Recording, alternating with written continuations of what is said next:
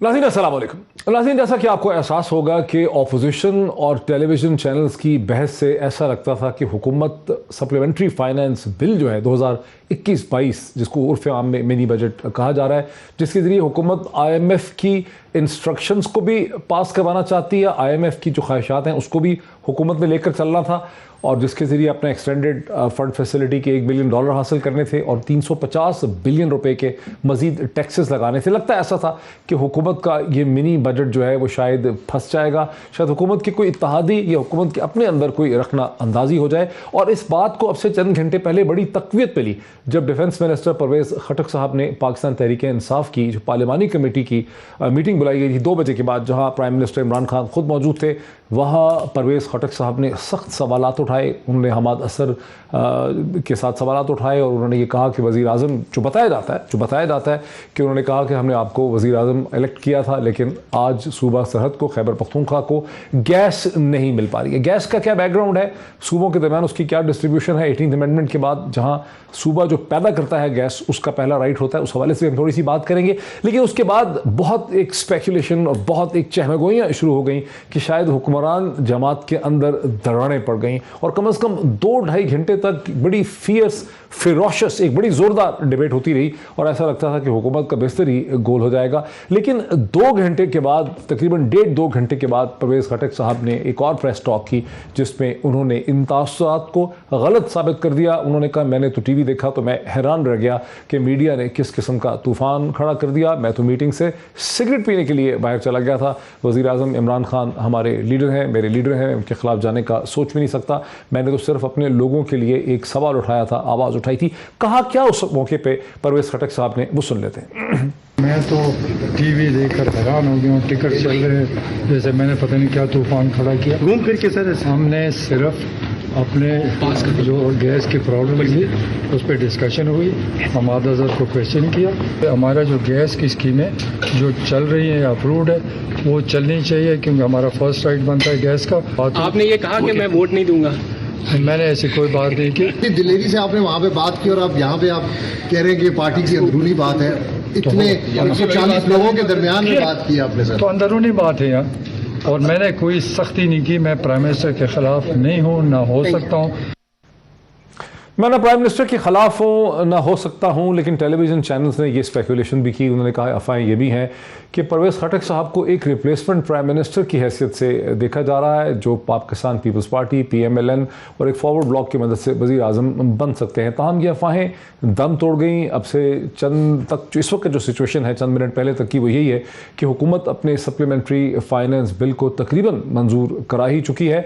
और शौकत तरीन साहब ने नेशनल असम्बली के अंदर तकरीर करते हुए कहा है कि जब ग्रोथ होगी 4 से 5% की, अपोजिशन इसीलिए इतना शोर मचा रही है कि बहुत जल्दी पाकिस्तान की मईशत 4 से 5% ग्रो करने वाली है, और जब मईशत ग्रो करेगी तो अपोजिशन के तमाम जो बयानियाँ और नैरेटिव है वो दम तोड़ जाएगा। एक तरफ तो ये सूरत हाल है, इस पर भी हम बात करेंगे। दूसरी तरफ से ऐसा लगता है कि हुकूमत ने एक जवाबी कार्रवाई और काउंटर अटैक शुरू कर दिया है, जिसका हदफ बुनियादी तौर पर नवाज शरीफ साहब, PMLN और शहबाज शरीफ साहब हैं। और उस हवाले से अटॉर्नी जनरल ऑफ पाकिस्तान जो है, उन्होंने पंजाब हुकूमत को बाकायदा फॉर्मल तौर पर कहा है कि नवाज शरीफ साहब की जो मेडिकल रिपोर्ट्स अब तक का जो भी उनका जो डॉक्यूमेंटेशन आई है उसका बगौर मायना किया जाए। हुकूमत के वज़रा ये कहते फिर रहे हैं कि नवाज शरीफ साहब फ्रॉड करके पाकिस्तान से चले गए, जो खून मायने के लिए जाता रहा शायद उनका था भी नहीं, इस हद तक कहा जा रहा है। क्या कहा इस हवाले से बाबर एवान साहब ने जो कुछ कहा एक प्रेस टॉक में, जो कुछ उनके कमेंट्स हैं वो खासे दिलचस्प है, पॉइंट करते हैं डायरेक्शन की तरफ। सुन लेते हैं कि बाबर एवान साहब ने क्या कहा। नवाज शरीफ साहब के लिए बाहर रहने के रास्ते बंद हो रहे हैं और पाकिस्तान के अंदर सीधे जेल जाने के रास्ते वो खुलने शुरू हो गए। कभी ना इलाज हुआ, ना किसी डॉक्टर के पास गए। दूसरा यह कि टीटी के केसेस तेजी से चलना शुरू हो गए। अदालत में 10 मिनट भी ऑपोजिशन लीडर शहबाज शरीफ साहब खड़े नहीं हो सकते, लेकिन जब वही ऑपोजिशन लीडर असेंबली में आते हैं तो वो 3-3.5 घंटे आसानी के साथ बढ़ के मार सकते हैं, जिनको खुद भी नहीं याद रहता मैं क्या कह रहा हूं। सवाई इसके कि मुझे NRO दो, सवाई इसके कि ये मेरी एक नौकरी की दरखास्त है, सवाई इसके कि मेरा CV कबूल कर लो। इस वक्त कह रहे हैं कि जी हम लॉन्ग मार्च करेंगे, तो लॉन्ग मार्च नहीं है, ये डबल मार्च है। नवाज शरीफ साहब के जेल में जाने के रास्ते जो हैं वो होते जा रहे हैं, ये कहना है लॉ मिनिस्टर का, ये कहना है जनाब एडवाइज़र का, जनाब डॉक्टर बाबर एवान साहब का। फवाद चौधरी साहब ने एक बड़ी दिलचस्प बात की, उन्होंने कहा कि पाकिस्तान पीपल्स पार्टी का और PMLN का तो मुस्तकबिल है, लेकिन नवाज शरीफ और आसिफ अली जरदारी का मुस्तकबिल जो है वो ख़त्म होता चला जा रहा है। क्या कह रहे हैं फवाद चौधरी साहब, वो भी सुन लेते हैं। पाकिस्तान की मईशत में एक स्टेबिलिटी आएगी और नून लीग और पीपल्स पार्टी का मुस्तकबिल है, जरदारी और नवाज शरीफ का मुस्तकबिल ख़त्म हो गया।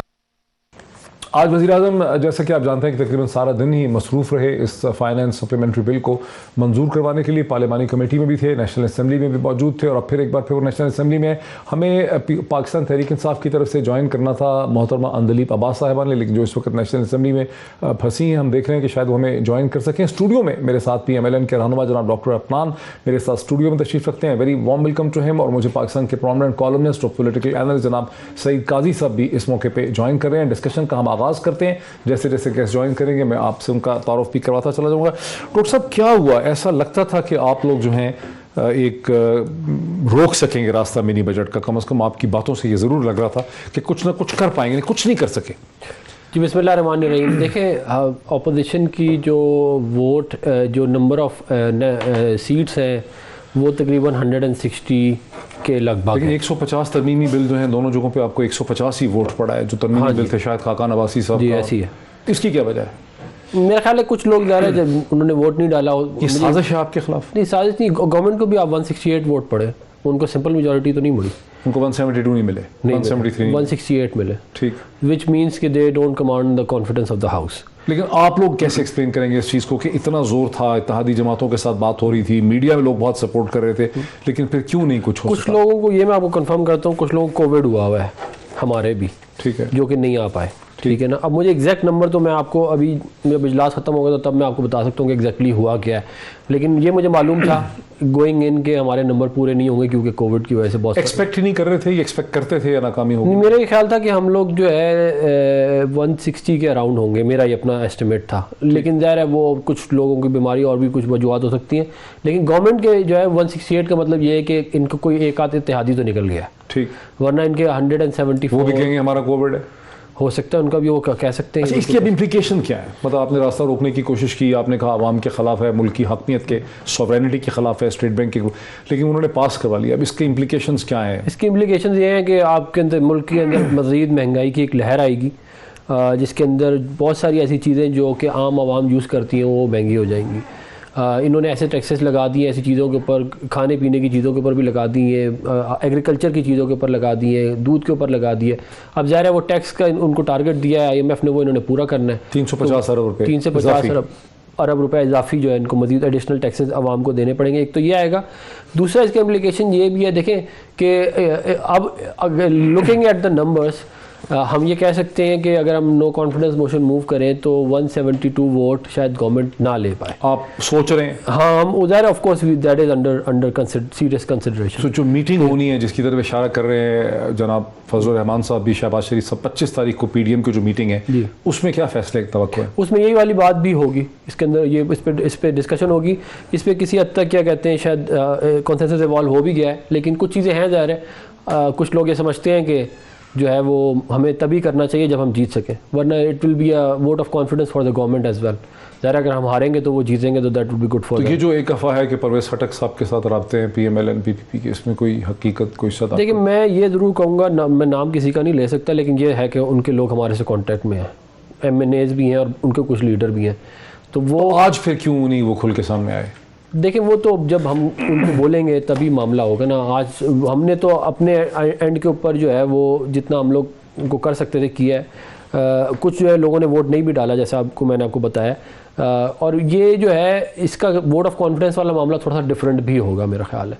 तो वो ये तमाम चीज़ें देख के हम इसको, ये जो भी वोट काउंट है इसको एनालाइज भी हम करेंगे कि इसमें एक्चुअली क्या ट्रांसेंड हुआ है और उसके हिसाब से। अब इसका एक इफेक्ट ये हुआ कि हुकूमत को जो 1 बिलियन की मज़ीद इजाफी ट्रांशे रिलीज़ होना था, IMF से वो रिलीज हो जाएगा। जी, हो हुकूमत जाएगा। तकरीबन अपने 3 साल प्रोग्राम को जो शुरू हुआ है उसको ख़त्म करने की सूरत हाल की तरफ भी आ बढ़ रही है 2022 में। जो $6 बिलियन का इनका प्रोग्राम। और शौकत और तरीन साहब का ये कहना है, जो डिफेक्टिव फाइनेंस मिनिस्टर हैं, कि जब इकोनॉमी बेहतर परफॉर्म करने लग जाएगी तो अपोजिशन का बयानिया दम तोड़ देगा। उस पर आपको क्या है? देखिए, नॉर्मली जो है वो जो आपको 5 साल का टेन्योर होता है ना, वो इसलिए दिया जाता है कि आप पहले 3 साल अपनी जो भी आपने पहले 1-1.5 साल प्लानिंग कर लें, फिर आपकी मुज़म्मिल असलम साहब भी सुन रहे हैं हमारे साथ हैं, आप बात मुकम्मल कर रहे हैं। हाँ जी, तो वो कंप्लीट मतलब आप कंप्लीट करते हैं।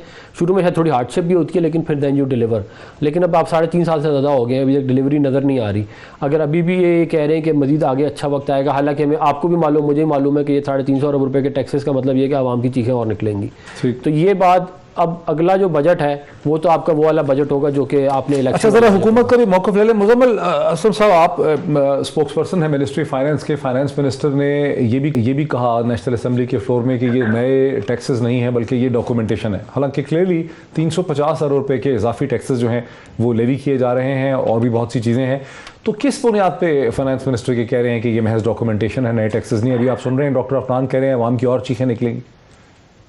लेकिन पहली बात तो ये है कि डॉक्टर साहब, ये आपने देखा होगा कि एग्जेम्पशंस को विड्रॉ कर रहे हैं, यानी कि ये कभी ना कभी जिंदगी में लगे हुए थे, फिर एग्जेम्पशन दे दी वक्ती तौर पे, अब वो विड्रॉ कर रहे हैं। तो बिल्कुल सही बात कह रहे हैं वो।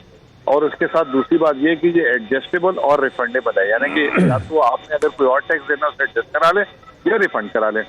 अब रहा सवाल कि वो जो है 60-70 अरब रुपए की लग्जरी गुड्स पे जो टैक्स लगा है, बिल्कुल लगा है, और वो आम आदमी पे नहीं है, वो बड़े आदमी पे। मुझे डॉक्टर अफनान बैठे हुए हैं, मुझे ये बताएं कि इनके खानसामा, चौकीदार, घर में जो कोई नौकर या ऑफिस के कोई नौकर होंगे, उन पे ऐसी क्या चीज लगी है जिससे उसको नुकसान हो रहा होगा। ठीक है। और तीसरी चीज ये कि ये 350 अरब रुपए जो टैक्स है ये इस तरीके से है, 55,000 अरब रुपए आपकी इनकम है ये, यानी कि अगर एक शख्स की 55,000 आमदनी हो तो उससे हम 350 रुपए टैक्स लेंगे। फिर आखिरी जो सबसे इंपॉर्टेंट चीज है जो सब मिस कर रहे हैं, ये 350 अरब रुपए अगला आ गए तो उसमें से 200 अरब रुपए तो सूबों को मुंतकिल हो जाएंगे, और सूबों को इजाफी जो है इस साल के बजट से 200 अरब रुपए मिलेंगे जो अपने तरक्याती अखराजात और उस पर खर्च करेंगे। तो ये पैसे तो आवाम में वापस जा रहे हैं, तो ये पैसे तो हमारी जेबों में थोड़ी जा रहे हैं, या तनख्वाहों में या हमारी शाह खर्चियों में, या जहाँ पे जैसे माजी में होता रहा है कि बड़े बड़े अखराजात होते थे ट्रैवल पे इधर उधर। ये तो आवाम से लेकर अमीर से लेकर गरीब और सूबों को मुंतकिल हो जाएंगे। ये तो बहुत पहले हो जाना चाहिए था, 2010 का ये तकाजा था।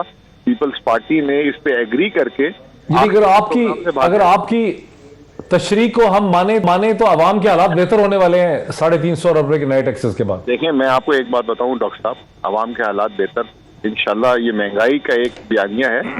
आपको एक बात बताऊं कि PMLN 3.5 साल से एक पिच पे खेलती थी हमारे ऊपर कि हम 5.5% से ग्रोथ छोड़ के गए। इनके आखिरी 2 साल में 4.8% ग्रोथ।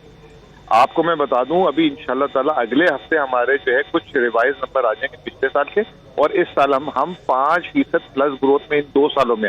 आखिरी साल जो हमारा हुकूमत का होगा उसको तो छोड़ दें, तो हमने वहां पे भी इस साल से क्या मतलब है, 2022-23 या 2021-22? 2022 दो चीजें, 2022 जिसमें हम हैं, और जो पिछला साल जो जून जिसमें 3.94% थी वो प्रोविजनल नंबर था। अभी वो रिवाइज नंबर आ रहा है वर्ल्ड बैंक के स्टैम्प के साथ। जब आप वो देखेंगे सारे और इस साल का देखेंगे तो उस पिच में भी हमने हरा दी है। हमारे tax collection all time high चले गए, एक्सपोर्ट्स $32 अरब पे जा रहे हैं, रेमिटेंसेस $32 अरब पे जा रहे हैं, टैक्स कलेक्शन साल में 1300 अरब रुपए एक्स्ट्रा कलेक्शन होगी, जो मुस्लिम लीग ने 5वें साल जाके 5 सालों में मिला के 1800 अरब एक्स्ट्रा की थी। तो ये चीजें बिल्कुल चेंज हो चुकी हैं। अच्छा, मुज़म्मिल असलम साहब, आप मेरे साथ रहें, मेरी आपसे रिक्वेस्ट है। मुज़म्मिल असलम साहब, आप मेरे साथ रहें। इस वक्त बहुत सी तहरीक इंसाफ की जो पार्लिमानी पार्टी है वो इस वक्त नेशनल असम्बली में, आपका मौका बड़ा इंपॉर्टेंट है। मुझे ज़रा सईद काजी साहब को भी, पाकिस्तान के प्रोमिनेंट पॉलिटिकल एनालिस्ट हैं, कॉलमनिस्ट हैं, तज्ज़ियाकार हैं, इस वक्त मेरे साथ हैं, आपको सुन भी रहे थे। सईद काजी साहब, आपने डॉक्टर अफनान को भी सुना और आपने मुज़म्मिल असलम साहब को भी सुना। हुकूमत ने बहरहाल अपना मिनी बजट, अपना सप्लीमेंट्री बिल तो पास करा ही लिया है, और इस आज की सारी कार्रवाई पर आपका रिएक्शन और रद्द अमल है क्या सईद काजी साहब? पहली बात तो ये कि ये ना ये इशराफिया का बजट होता है, इसमें ये अपोजिशन में ठीक करते हैं कोई थोड़ा सा जो है वो टैक्स सेविंग की हम ये है, ये सारे के सारे IMF के 23वां प्रोग्राम है तो उससे तो मुतफिक है। आज जो असर साहब ने की है मुझे समझ नहीं आती। अभी आज 4 रुपए 40 पैसे बिजली का आज आपने रेट बढ़ाया है, तो साथ आप ये कहते हैं जी कि हमने तो सब्सिडीज विदड्रॉ की है, तो वो टैक्स स्लैब करना ही है ना, वो भी तो। और दूसरी बात ये कि जी एक आर्गुमेंट ये था जी कि उससे रिफंड हो जाएगा। अरे भाई, एक बार मैंने महंगी चीज खरीद ली तो उसको बनाने वाला या थोकिया जो है वो रिफंड ले लेगा। तो रन अवे इन्फ्लेशन है, बिल्कुल बढ़ेगी। मैं डॉक्टर अफवान से इत्तेफाक करता हूँ कि ये जो है और इसकी मजबूरी है। लेकिन ये कि मतलब ये ठीक है कि शराफिया, यार शराफिया की बेशुमार, ये आप क्यों गाड़ियां मंगवाते हैं 7-7 करोड़ वाली, 8-8 करोड़ वाली क्यों आ रही है यहाँ पे? डॉक्टर इनके अपने इनकी पार्टी के हैं, क्या नाम है, सलमान शाह साहब आजकल इनके साथ है। उनको मैंने लिया और उन्होंने कहा कि जी 30-40% इम्पोर्ट अगर हम ना भी करें तो हमें कोई फर्क नहीं पड़ता। तो आप जो है वो मैनेजमेंट करें, आम आदमी को कोई रिलीफ दें, वरना तो जो है वो आपने वो आपका अपना बयानी जो है वो आप इस वक्त आप जाएं शॉपिंग, जो भी आदमी करता है ग्रॉसरी करने जाता है, तो कौन मानेगा कि यार नहीं बड़ा रिलीफ मिल रहा है। तो मियां असीम साहब बड़े मैं फैन हूँ इनका, और बड़ा माशाल्लाह इज वेरी एलोक्वेंट और बड़ा बात करने का ढंग जानते हैं। मगर भाईजान जो कीमतें हैं, जो बाजार है, वो झूठ नहीं बोलता। जी डॉक्टर साहब। जी मोज़म्मल असलम साहब, मैं ब्रेक मुझे लेनी है, मेरे साथ रहें आप। मैं ज़रा एक ब्रेक ले लूँ। अब तक की तो नाज़रीन जो यदि हासिल जमा है वो तो ये है कि हुकूमत ने तवक्को तो यही थी कि हुकूमत को बहुत दुश्वारियों का सामना होगा, लेकिन हुकूमत ने खासी आसानी से अपना जो सप्लीमेंट्री फाइनेंस बिल है उसे पास भी करवा लिया है, मिनी बजट को भी अप्रूव करवा लिया है, और यूँ IMF का जो मज़ीद कैशे है $1 बिलियन का, उसके लिए राह भी हुकूमत ने हमवार कर दिए। लेकिन उससे जो मसाइल हुकूमत के लिए पैदा होंगे, अपोजिशन कह रही है कि वो अब उसको लगता है पहले से ज़्यादा एतमाद है कि आज की वोटिंग के बाद के वो एक नो कॉन्फिडेंस वोट भी ला सकती है। मज़ीद इस पर बात करते हैं, मईशत भी बात करते हैं एक ब्रेक के बाद। नाज़रीन वेलकम बैक। मेरे साथ है मुज़म्मिल असलम साहब, मिनिस्ट्री फाइनेंस के रिप्रेजेंटेटिव हैं, और सिर्फ एक सवाल के बाद मैंने उनको जाने देना है, और वो सवाल मेरा ये है कि इसकी क्या वजह है कि महज $1 बिलियन की खातर IMF के ये कैशे जो मिलना है आपको, ये जो इंस्टॉलमेंट मिलनी है, ये महज $1 अरब की है, और इसकी खातर आपने इतने पापड़ क्यों बेले? देखिए, बात ये कि इसमें सवाल $1 अरब का या $500 मिलियन का या $6 अरब का नहीं है। सवाल ये है कि आपने लॉन्ग टर्म अपनी जो है आमदनी को सीधा करना है, और उसके लिए ये चाहे हमें इसमें पैसे ना भी मिले तो ये नागुज़ीर की चीज़ करना। और हमने कोई गलत काम नहीं किया, कोई जुर्म नहीं किया। अगर कोई समझता है कि हमने जुर्म किया, अमीर को टैक्स लगाना या जो वैल्यू चेन से बाहर था उसको टैक्स लगाना, तो ये जुर्म कर सकते हैं। हमें नहीं पॉपुलैरिटी का खतरा कि हमारी पॉपुलैरिटी नीचे जाए या हम इलेक्शन हारे जीते। दैट इज ये अपोजिशन के लिए कंसर्न है। हमारे कंसर्न है कि हमने जो बोला था कि 2000, लेकिन पॉपुलैरिटी को तो आपके धचके लग रहे हैं। खैबर पख्तूनख्वा की अगर आप लोकल बॉडीज इलेक्शन देखें तो पॉपुलैरिटी को तो आपके मसलसल धचके लग रहे हैं, तो आप कह रहे हैं परवाही नहीं। हमने इलेक्शन जो है पॉपुलैरिटी के लिए नहीं, पाकिस्तान को खड़ा करने के लिए किया। हमारा एक जो स्टांस है कि इस प्रोग्राम के बाद नया IMF प्रोग्राम नहीं होगा। अब आपने कहा $1 अरब, देखिए IMF प्रोग्राम का हमेशा से साइज छोटा होता है। 39 मंथ्स का प्रोग्राम था, जिसमें 39 मंथ्स में $6 अरब हमें मिले थे, यानी 3.5 साल से ज्यादा के अरसे में। उसमें होता यह कि IMF is just like a godfather. जब लोग देखते हैं कि IMF प्रोग्राम में कोई कंट्री है, तो इसका मतलब ये है कि वो उनसे प्रूडेंट मैक्रो पॉलिसीज कराएंगे ताकि मुल्क में जो नुकसानात हो रहे हैं वो कम होना शुरू हो जाए। उसकी बेसिस पे लोगों का कॉन्फिडेंस बनता है और वो आपको पैसे देते हैं। मैं आपको छोटी सी एग्जांपल देता हूँ। $6 अरब का IMF प्रोग्राम में $55 अरब हमने 5 सालों में जो है सिर्फ सूद और कर्जे की मद में वापस करना है, और 3 सालों में हम $29 अरब कर चुके हैं। और IMF से अब तक आपको पता है कितने पैसे हैं? $2 अरब। तो ये जो है चीज होती है, स्टेबिलिटी आपको देती है प्रोग्राम।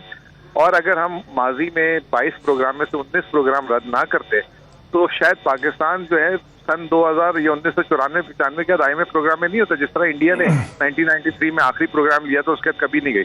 ये हमारी माजी की हुकूमतें प्रोग्राम लेती थी, उसको डिसकंटिन्यू कर देती थी। आखिरी प्रोग्राम PMLN ने पूरा किया, बड़ी अच्छी बात थी। लेकिन हुआ ये कि वो आखिरी 1.5 साल में वही इलेक्शन पॉपुलैरिटी जो अभी आप बात कर रहे हैं उस पे जो है वो उन्होंने जुआ खेला और वो जुआ भी हार गए। तो हमें ये जुआ नहीं खेलना। हमें पाकिस्तान को जुआ खेलने की जगह पाकिस्तान पे हम जुआ नहीं खेल सकते। बाकी वक्त आएगा जब चीजें डिलीवर हो जाएंगी, 2023 फैसला कर देगा। जो जिसके हक में आएगी बात वो इंशाल्लाह हुकूमत करेगा। अच्छा, और मैं चलें ठीक है। आपका बड़ा भरपूर मौक़िफ़ आ गया, मुझे अंदाजा है कि आपने फ्लाइट भी लेनी है। मुज़म्मिल असलम साहब बहुत शुक्रिया।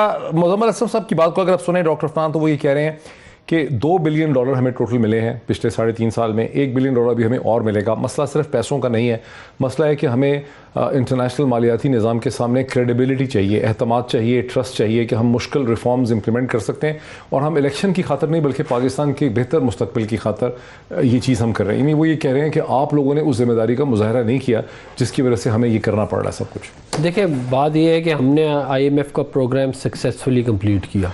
हमारी जब हमारी गवर्नमेंट आई तो हम ऑलरेडी IMF प्रोग्राम में थे, हमने वो लिया, उसको आगे एक्सटेंडेड फंड फैसिलिटी ली और हमने उसको कंप्लीट किया और 2015 में ही कर लिया। 2013 में हुकूमत आई थी, 2015 में 16 में किया आपने कंप्लीट, 16 के आखिर में अगस्त में जाके कहीं, फिर 2016 में 3 साल का प्रोग्राम था ना, अगस्त सितंबर में। हमारी extended fund facility, I will check, maybe alright. हुकूमत आपकी आई ना, देखिए मई में इलेक्शन हुए थे ना, तो जून में आपकी हुकूमत आई है, अगस्त सितंबर में आपने प्रोग्राम लिया था 2013 का और 16 के आखिर में आपने खत्म किया। ऑलरेडी प्रोग्राम चला था, हमने EFF किया था, उसको एक्सटेंडेड फंड फैसिलिटी ली थी, वो भी $6 बिलियन की थी कोई इस तरह की, लेकिन एग्जैक्टली मुझे नहीं याद, लेकिन वो मे बी ऑलराइट।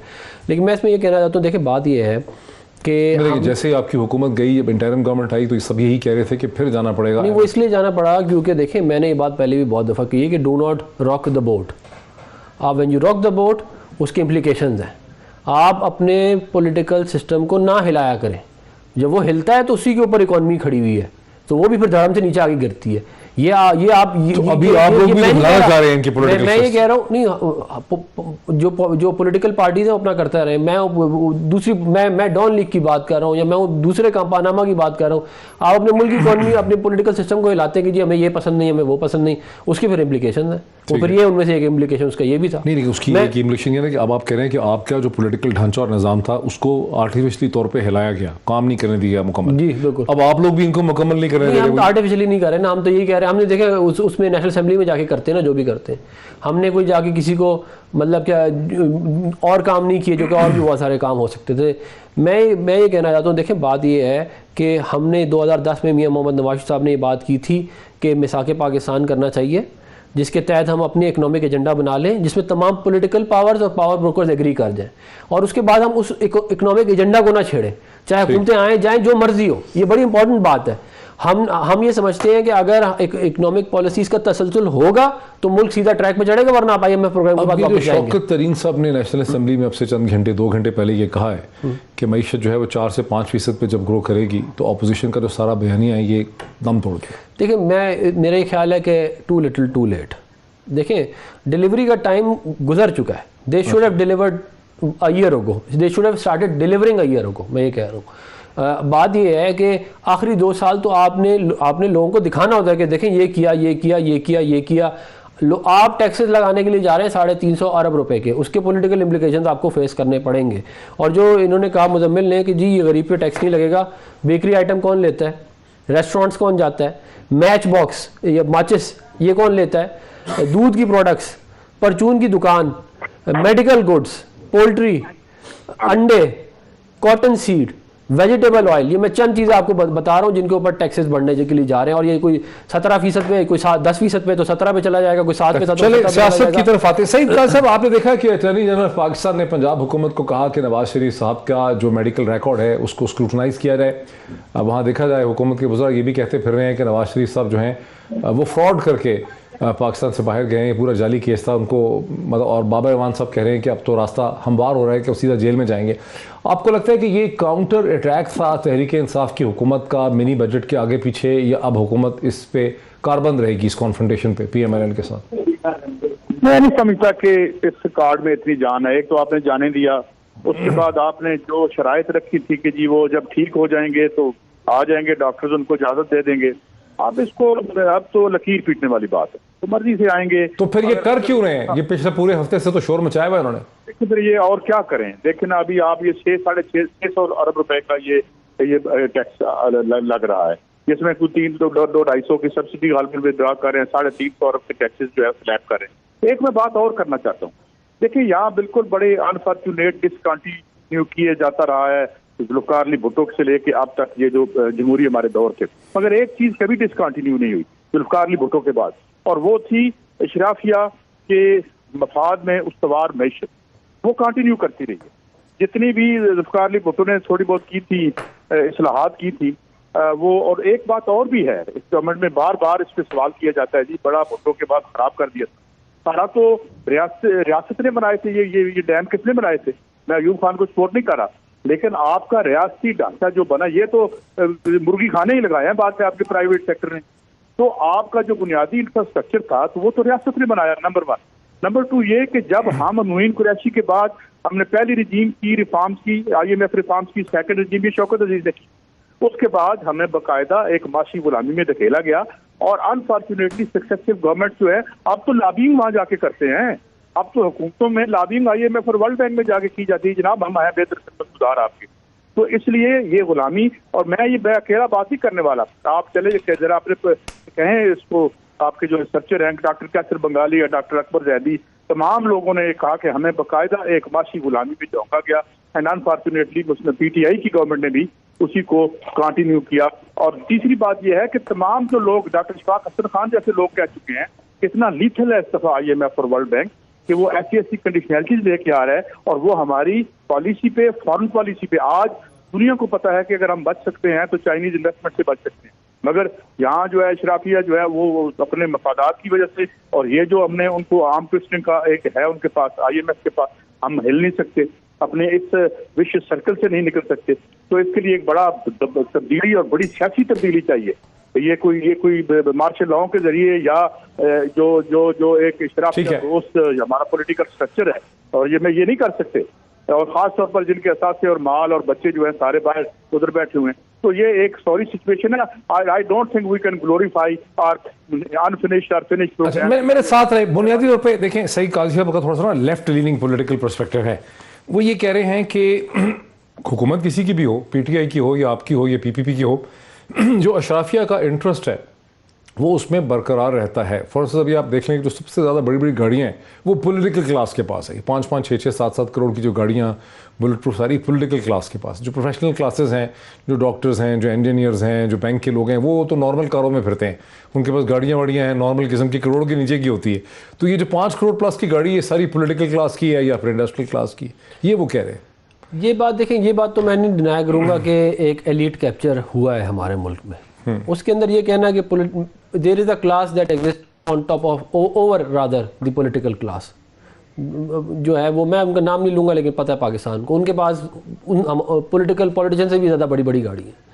और उसके ऊपर मतलब कि अगर आप कभी देखेंगे तो आप हैरान हो जाएंगे, क्योंकि सरकारी मुलाजिम हैं ऐसे जिनकी बाहर जो जायदादें निकलती हैं वो हैरान कौन होती हैं। तो ये इसमें कोई शक नहीं है कि एक एलीट कैप्चर है, और उसके अंदर जो है वो मुफादात जो है उनको केटर किया जाता है, बजाय इसके कि आवाम के मुफादात को केटर किया जाए।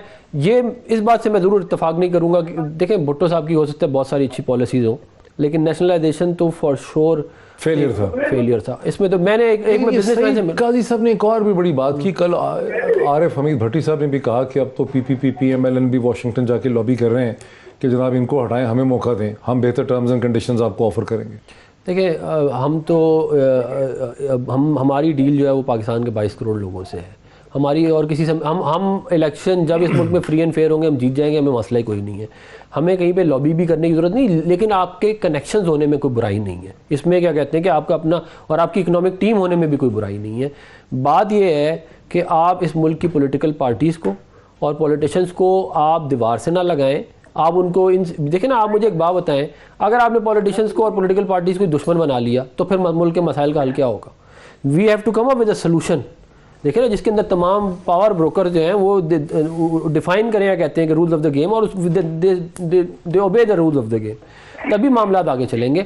और इसके अंदर देखें आपकी पॉलिटिकल क्लास भी मैच्योर तभी होती है जब मामला चलते रहते हैं। अगर आप बार बार एक पौधे को, क्लिंटन ने, आपको याद है जब वो इधर आया था तो उसने कहा था कि आप पौधा लगता है, आप पौधा उखाड़ देते हैं, फिर आप नया लगा देते हैं, फिर वो थोड़ा सा बड़ा होता है, फिर आप खींच के निकाल देते हैं। ऐसे थोड़ी होगा, उसको आप बड़ा होने दें। तो हमारा बेसिकली मसला जो है ना वो we are going in round circles. हम जो है वो हम अपनी गलतियां भी जो है वो नहीं कर पा रहे। हम पुरानी गलतियां, हम तकरीरें भी पुरानी जो है वो 50-50 साल पुरानी तकरीरें रिपीट होती हैं। तो बात ये है कि अगर आप चाहते हैं कि मुल्क तरक्की करे, मुल्क अपने पैरों पर खड़ा हो, तो आप अपनी पॉलिटिकल पार्टीज को दुश्मन ना बनाएं, उनके साथ मिलकर काम करें, उनको you need to have a partnership with them. और फिर ब्रेक ले लूँ मैं। बुनियादी तौर पर PMLN का एहतमाद ये है कि अगर फ्री एंड फेयर इलेक्शंस होंगे तो हम वो इलेक्शन जीत जाएंगे।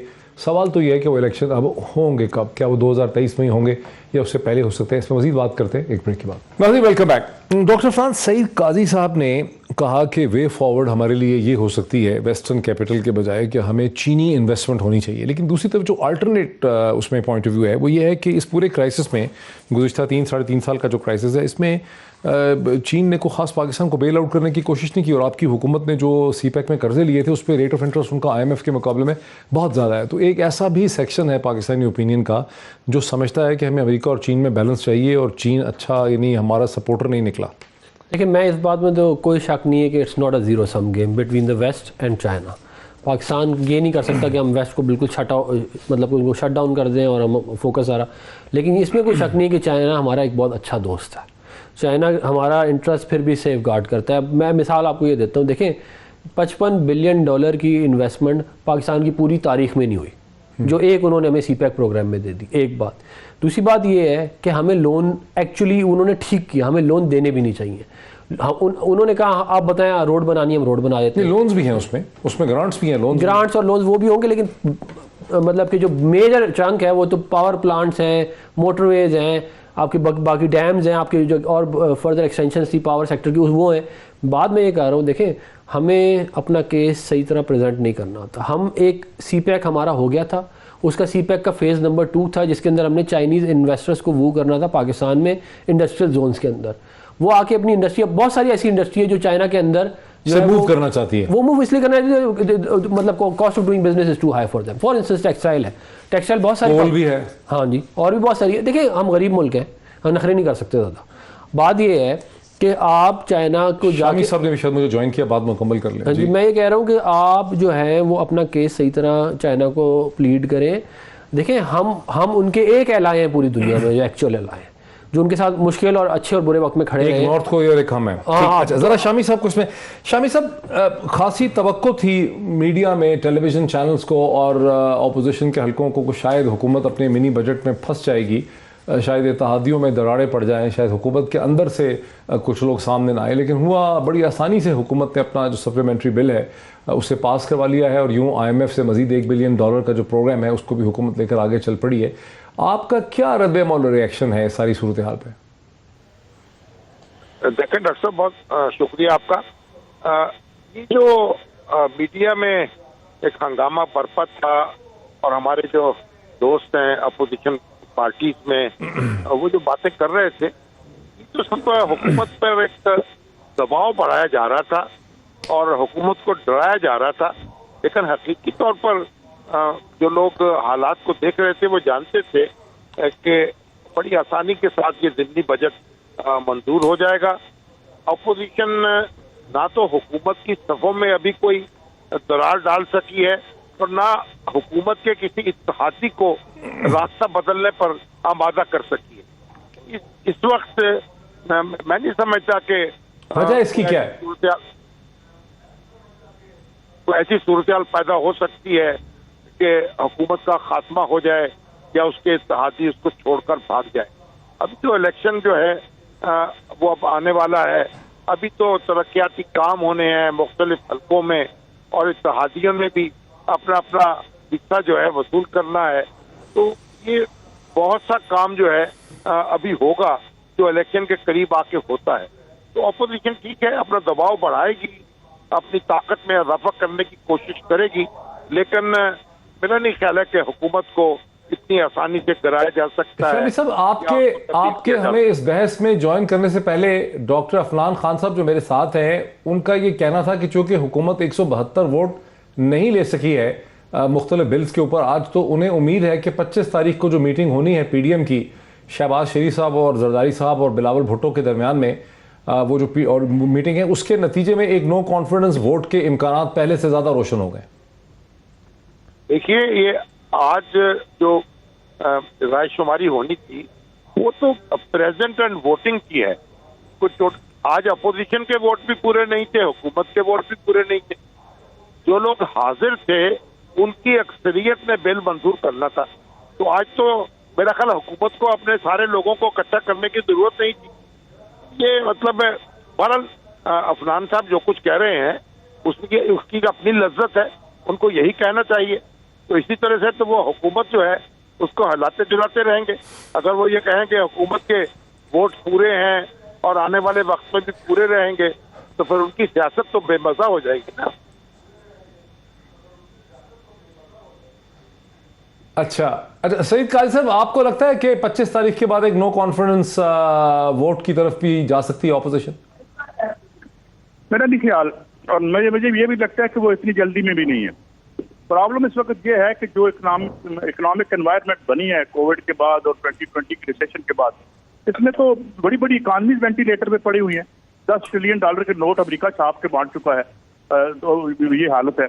और new liberal economic project West का बैठ गया, ये हम सारा सब कुछ जानते हैं, सारे फेलियर। अभी एंटोनियो गुटेरेस जो कि सेक्रेटरी जनरल हैं इसके यूनाइटेड नेशन, उनका कहना है कि दुनिया का सबसे बोधा और घटिया निज़ाम हेल्थ का जो अमेरिका का निकला।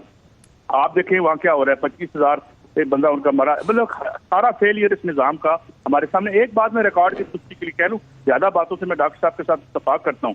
जुल्फिकार अली भुट्टो ने कोई नेशनलाइजेशन नहीं की थी, उसने एक तो ब्यूरोक्रेटाइजेशन की थी और दूसरा उसने सिर्फ 20% इंडस्ट्री को उठाया था, या वो सारी कमांडिंग हाइट्स उठाता और मजदूरों के जमहूरी सर ये आप कैसे कह रहे हैं? उन्होंने बैंक्स को कर लिया नेशनलाइज, कोऑपरेटिव बैंक्स को नेशनलाइज कर लिया, खासी बड़ी इंडस्ट्री को नेशनलाइज किया उन्होंने, टेक्सटाइल को किया। आप चेक कर लें, 20% से ज्यादा नहीं किया था उन्होंने। और एक बात, ये जो कुछ था ये पब्लिक सेक्टर में अयूब खान ने बनाया था, जो बाद में औने पौने में इनको दे दिया था सरमायादारों को, जिन्होंने बाद में बेड़ा गर्क किया इसका। तो अब तो एनवायरनमेंट बदली हुई है। अब न्यू लिबरल इकोनॉमिक प्रोजेक्ट, अगर स्टालिनिज्म हमारे पीछे टूट के पड़ा हुआ है तो सामने हमारे न्यू लिबरल इकोनॉमिक प्रोजेक्ट बैठा हुआ है। चाइना ने किस तरह डिफीट किया और क्यों डिफीट करता चला जा रहा है? तो उसने मार्केट इकोनॉमी को अपने थंबनेल के नीचे रखा हुआ है। हर चंद के वहां भी मार्केट इकोनॉमी है, मगर रियासत का रोल एनहेंस्ड है। अमेरिका जो लेटा है वो इसलिए कि वहां रियासत सबसर्विएंट हो गई थी इन सरमायादारों के और मल्टीनेशनल कॉर्पोरेशन के। अच्छा। तो ये हमारे सामने है। दूसरी बात यह है कि जुल्फिकार अली भुट्टो साहब ने ब्यूरोक्रेट्स को दी थी, ये नहीं होती नेशनलाइजेशन। हाँ, उन्होंने एक आर्ग्यूमेंट दे दिया उन लोगों को जो सरमायादारी के हामी थे, और जो सरमायादारी ने उसके बाद 89 से लेके ऊँट मचा के सियारे को एक गटर में तब्दील कर दिया है, वो भी आपके सामने। एनवायरनमेंट पर बात कर दी, सिविलाइजेशन के अच्छा। गेन से आज वो रोल बैक हो रहे हैं। अच्छा, मेरे पास 3 मिनट है, जरा मेरे साथ रुकें जरा। सईद काजी साहब को जब मैं सुनता हूँ और जो मुजीबर रहमान शामी साहब को सुनता हूँ, डॉक्टर फरहान, तो मुझे ऐसा लगता है कि ये दोनों एनालिस्ट नतीजे पहुंचे हैं कि आज आप लोगों की जो एक पॉलिटिकल मूवमेंट थी अगेंस्ट गवर्नमेंट के, उसको खासा सेटबैक सा हो गया है। और अब ये बात कहीं अब इलेक्शन तक ही जाके ठहरेगी, अब कोई नो कॉन्फिडेंस वोट कुछ नहीं होने लगा। अब तो 2023 में इलेक्शन ही होंगे। देखिए 150 आपने सुना ना शामी साहब की भी यही फीलिंग है। शामी साहब की जो ओपिनियन है वो सर आंखों पे है, बड़े लेकिन टोन यही लग रही है उनकी। सही काजी साहब की भी है, सीनियर जर्नलिस्ट है। मैं ये कहूँगा कि हमने 150 वोट लिए, 168 लिए हैं हुकूमत ने, 18 ज़्यादा लिए आपसे, हमारे से 18 ज़्यादा लिए, तो 9 का फ़र्क होता है एक्चुअली, 9-10 का कर लिया। तो अगर 10 हमने शिफ्ट कर दिया अपनी तरफ तो हमारी ये कहते हैं मेजॉरिटी हो जाएगी। लेकिन अब आपके हाथ में आएगा क्या? उन्होंने अपना IMF का क्लियर कर लिया, हम ये समझते हैं कि आवाम पे जो बोझ है इस वक्त अपना महंगाई का और जो तनज़ुली है हर सेक्टर, मिसाल के तौर पे आप मुझे देखें, आवाम तो सड़कों पे निकलने को तैयार नहीं है 3.5 साल। आवाम जो है ना सड़कों पे तब निकल, अब आम अच्छा ही है कि सड़कों पे ना निकले, क्योंकि आवाम अगर सड़क पे निकल आएगी ना फिर बहुत ज़्यादा मारा मारी होगी, आवाम पे ऐसे आराम से वापस भी नहीं जाएगी, क्योंकि उसका मतलब ये है कि उनके भूखे बच्चे मर रहे हैं, बच्चे भूखे मार रहे हैं, तो वो फिर अब और कोई रोज़गार नहीं है, कुछ नहीं है। अभी तो लोग इस चक्कर में होते हैं ना सुबह उठ के कि आज का दिन कैसे निकलेगा, कल का दिन कैसे निकलेगा, तो वो अल्लाह करे ना ही आए हालात। लेकिन हम इसी चीज़ को प्रेम करना चाह रहे हैं कि ये ना हो कि हालात इतने ज़्यादा ये ख़राब कर दें कि फिर किसी और से भी ना संभाले जाए।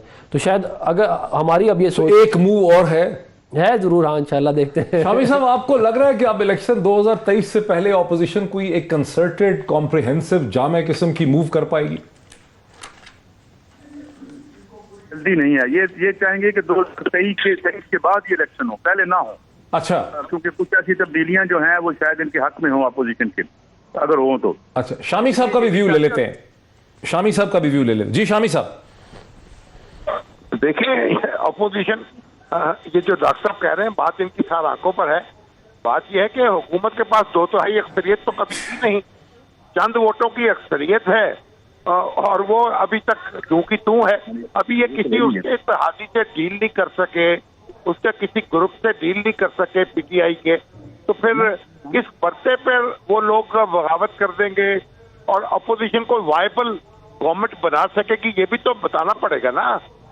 आपको एक पूरे पत्ते अपने दिखाने पड़ेंगे, तभी तो कोई आपके पलड़े में वजन डालेगा। अपोजिशन में बैठने के लिए तो इत्तेहादी इनके साथ नहीं आएंगे ना।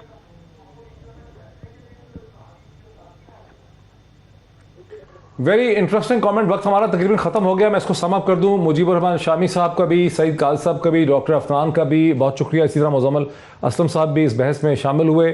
किस्सा मुख्तसर ये है, बॉटम लाइन ये है कि तवक्को ये थी कि हुकूमत को शायद अपने मिनी बजट में जो सप्लीमेंट्री बिल था फाइनेंस का, उसको मंजूर करने के लिए जो IMF की ख्वाहिशात की खातर हुकूमत को करना था, उसकी कंडीशनैलिटीज़ में करना था, शायद उसमें हुकूमत को दुश्वारियों का सामना करना पड़े। लेकिन हुकूमत ने खासी आसानी से अपने मिनी बजट को पास करवा लिया है। आवाम की दुश्वारियाँ अपनी जगह, लेकिन लग ये रहा है कि हुकूमत ने एक और सियासी मरहला या चैलेंज जो है उसे अबूर कर लिया है। और अब देखना ये पड़ेगा कि अपोजिशन लग नहीं रहा। इस वक्त अगर हम देखें तो लग यही रहा है कि अब अपोजिशन को कोई बहुत ही innovative out of box strategy चाहिए होगी। अब तक जो कुछ अपोजिशन ने किया उसमें कोई खास कामयाबी उसे हासिल नहीं हो सकी। जहां हुकूमत के, जैसे मुजीबुर रहमान शामी साहब ने समाप्त करते कहा, जहां हुकूमत के पास अददी तौर पे कोई बहुत बड़ी बर्तरी नहीं है, वहां अपोजिशन भी हुकूमत के छोटे से एलाइज को तोड़ नहीं सकी आज तक। तो यही आज का हमारे सामने बॉटम लाइन है। देखते रहिए, जैसे जैसे सूरत हाल होगी कमेंट करते रहेंगे। बहुत शुक्रिया।